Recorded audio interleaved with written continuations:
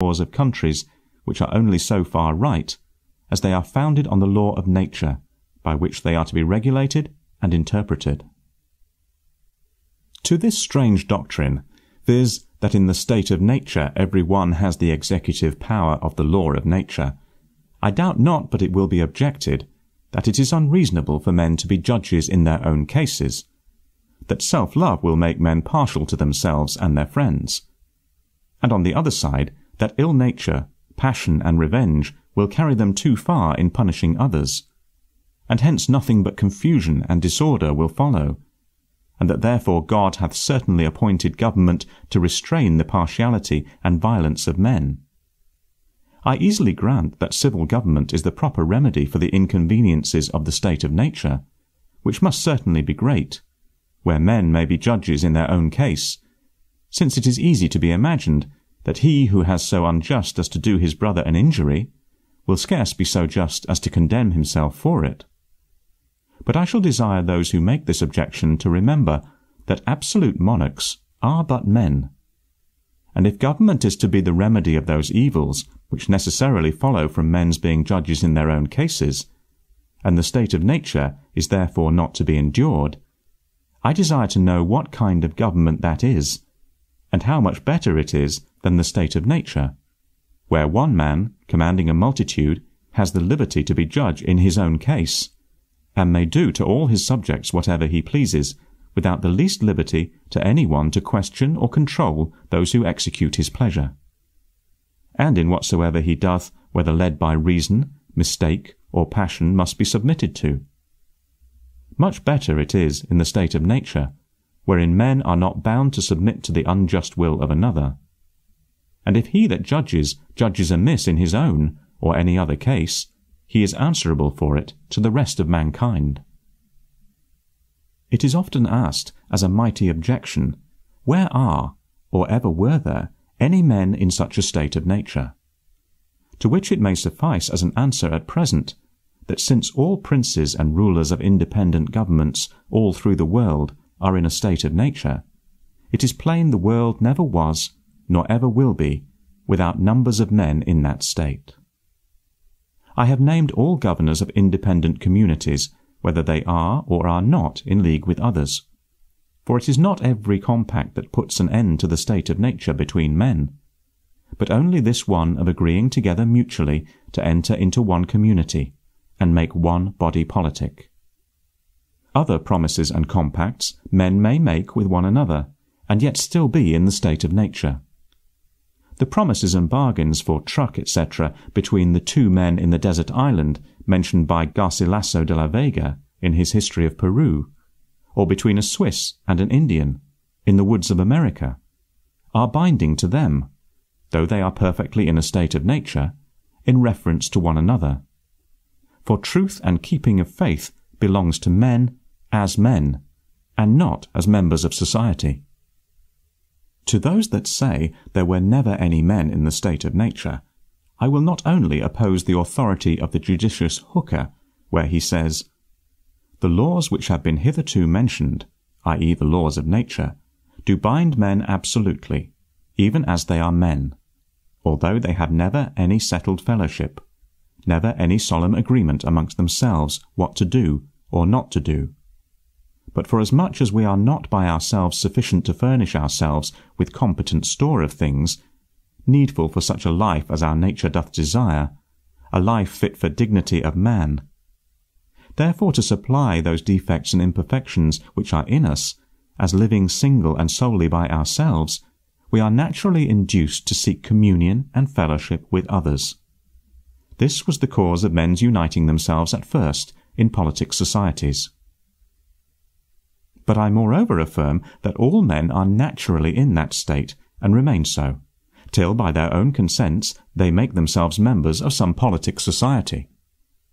And I doubt not in the sequel of this discourse to make it very clear. Chapter 3. Of the State of War. The state of war is a state of enmity and destruction, and therefore declaring by word or action,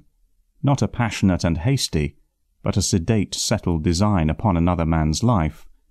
puts him in a state of war with him against whom he has declared such an intention, and so has exposed his life to the other's power to be taken away by him, or anyone that joins with him in his defence and espouses his quarrel. It being reasonable and just, I should have a right to destroy that which threatens me with destruction. For, by the fundamental law of nature, man being to be preserved as much as possible, when all cannot be preserved, the safety of the innocent is to be preferred. And one may destroy a man who makes war upon him, or has discovered an enmity to his being, for the same reason that he may kill a wolf or a lion, because such men are not under the ties of the common law of reason, have no other rule but that of force and violence,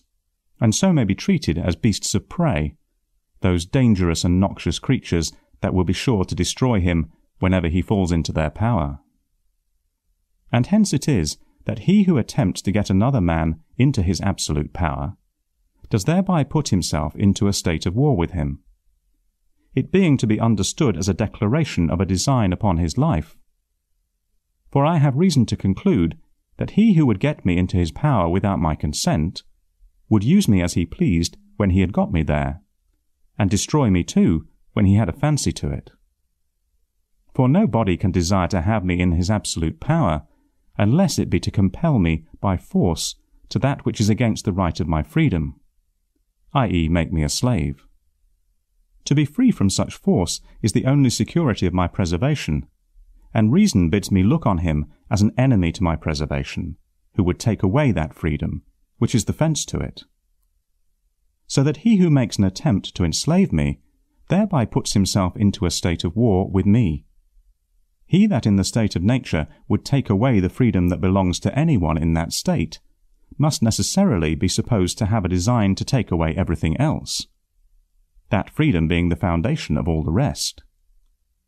As he that, in the state of society, would take away the freedom belonging to those of that society or commonwealth,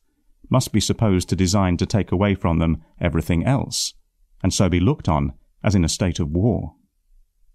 This makes it lawful for a man to kill a thief who has not in the least hurt him, nor declared any design upon his life, any farther than by the use of force so to get him in his power, as to take away his money or what he pleases from him.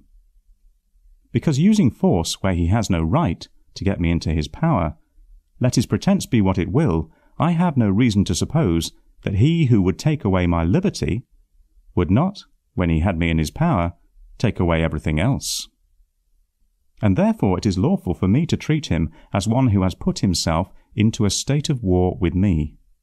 i.e. kill him if I can. For to that hazard does he justly expose himself, whoever introduces a state of war and is aggressor in it. And here we have the plain difference between the state of nature and the state of war, which however some men have confounded, are as far distant as a state of peace, goodwill, mutual assistance and preservation, and a state of enmity, malice, violence and mutual destruction are one from another. Men living together according to reason, without a common superior on earth, with authority to judge between them, is properly the state of nature. But force, or a declared design of force upon the person of another, where there is no common superior on earth to appeal to for relief, is the state of war. And it is the want of such an appeal gives a man the right of war even against an aggressor, though he be in society and a fellow subject. Thus a thief, whom I cannot harm but by appeal to the law, for having stolen all that I am worth,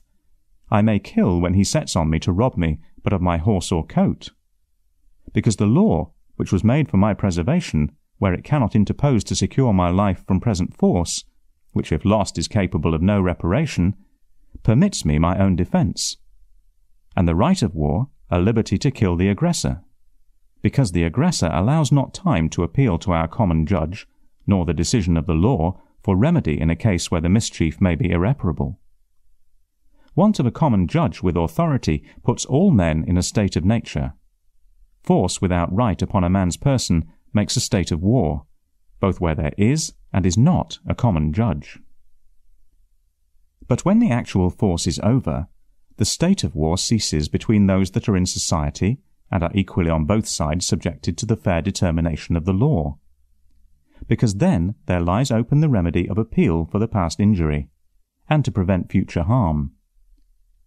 But where no such appeal is, as in the state of nature for want of positive laws and judges with authority to appeal to, the state of war once begun continues with a right to the innocent party to destroy the other whenever he can, until the aggressor offers peace and desires reconciliation on such terms as may repair any wrongs he has already done, and secure the innocent for the future.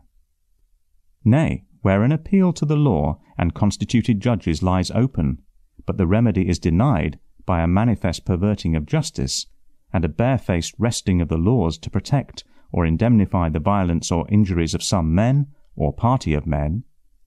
there it is hard to imagine anything but a state of war. For wherever violence is used and injury done, though by hands appointed to administer justice, it is still violence and injury, however coloured with the name, pretences, or forms of law, the end whereof being to protect and redress the innocent, by an unbiased application of it, to all who are under it. Wherever that is not bona fide done, war is made upon the sufferers, who having no appeal on earth to right them,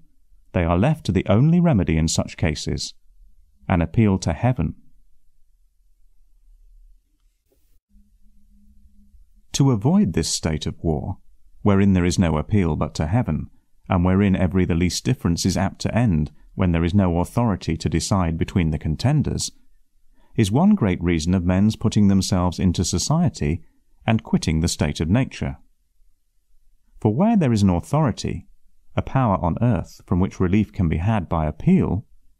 there the continuance of the state of war is excluded, and the controversy is decided by that power. Had there been any such court, any superior jurisdiction on earth to determine the right between Jephthah and the Ammonites, they had never come to a state of war. But we see he was forced to appeal to heaven. "The Lord the judge," says he, "be judged this day between the children of Israel and the children of Ammon." And then prosecuting and relying on his appeal, he leads out his army to battle, and therefore in such controversies where the question is put, who shall be judge, it cannot be meant who shall decide the controversy. Every one knows what Jephthah here tells us, that the Lord the judge shall judge. Where there is no judge on earth, the appeal lies to God in heaven. That question then cannot mean, who shall judge whether another hath put himself in a state of war with me, and whether I may, as Jephthah did, appeal to heaven in it.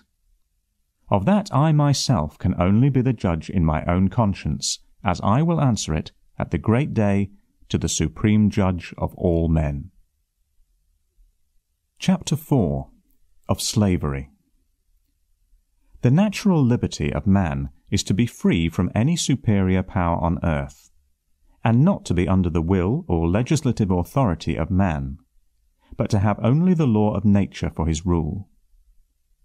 The liberty of man in society is to be under no other legislative power but that established by consent in the commonwealth, nor under the dominion of any will or restraint of any law,